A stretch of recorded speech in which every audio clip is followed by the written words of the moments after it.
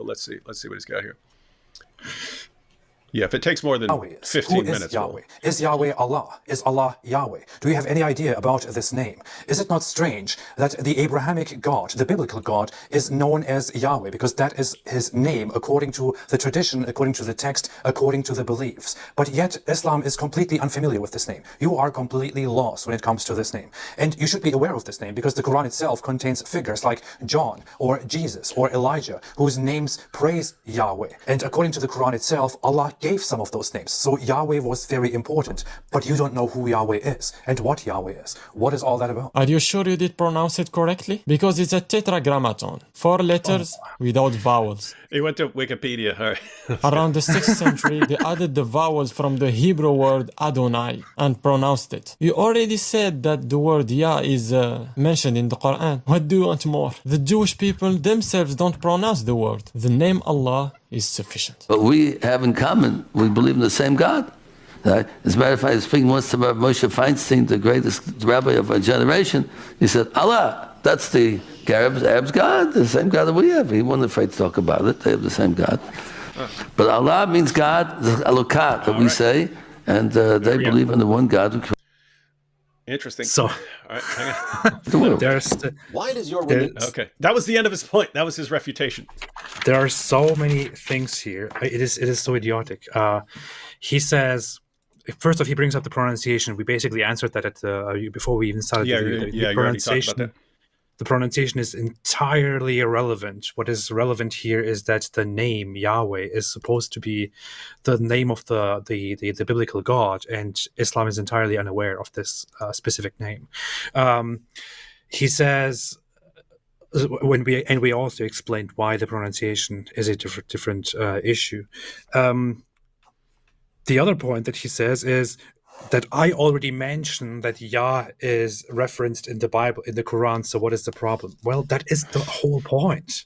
That's the whole point. Yah is mentioned in the Quran at the end of certain names as an honorific name, like Jesus' name or John's name or Zechariah's name, for example. But the Quran mentions those names which contain Yahweh as a reference, Yah, unknowingly, without knowing that Yah is the name of the biblical God. It just adopts those names without knowing their meanings. That's the whole point here. That is the whole point. He's completely missing the point here. Yeah, like suppose, just as a kind of parallel, suppose that I claimed to be a prophet and I have no clue that what Allah's name is, but I start talking about someone named Abdullah, and I'm giving revelations about someone named Abdullah, but I don't realize that the part of the name Abdullah has to do with Allah, right? Like so suppose I have no clue what God's name is. I start calling him something completely different, and yet the names I'm using are using versions of the word. If it was required of a prophet to have some clue what God's name was, and hypothetically, if Allah's name were Allah, if this were laid down as foundational scripture, and this is Allah's name, and this is the name that the prophets have to know about, and then I come along and I say, I'm a prophet, and I have no clue what that name is, and I call him by a different name. But notice, I'm calling him by a different name, and yet I'm using names that somehow include the original name that I don't seem to be aware of. Wouldn't you think that's something weird? That's the claim. Yeah. And he completely misses the point. Says, what are you talking about? It is in the names. Yes, by accident, because he's giving names. He's giving other people's names. Oh, my goodness. I mean, it is Muslims are so distanced from this name that if you ask Muslims today, they don't know about the name Yahweh, and they also deny that Yahweh is the actual name of the of the specific God that they supposedly believe in as well.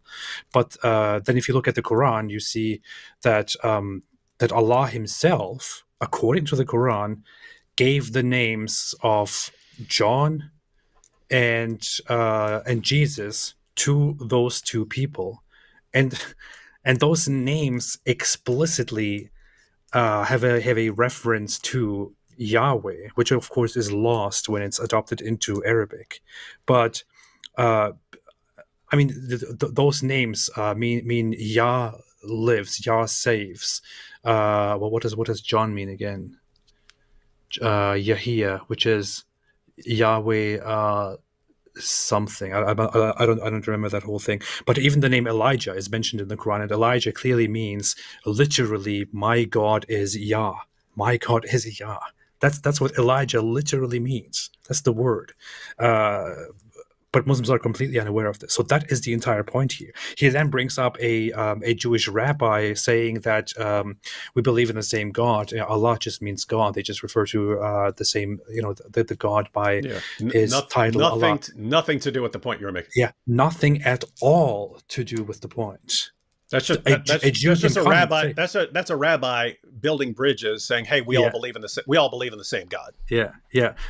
A rabbi can come, or a Jew can come, a Christian can come and say, "Hey, we all believe in the same God." In the end, we all believe in that same deity.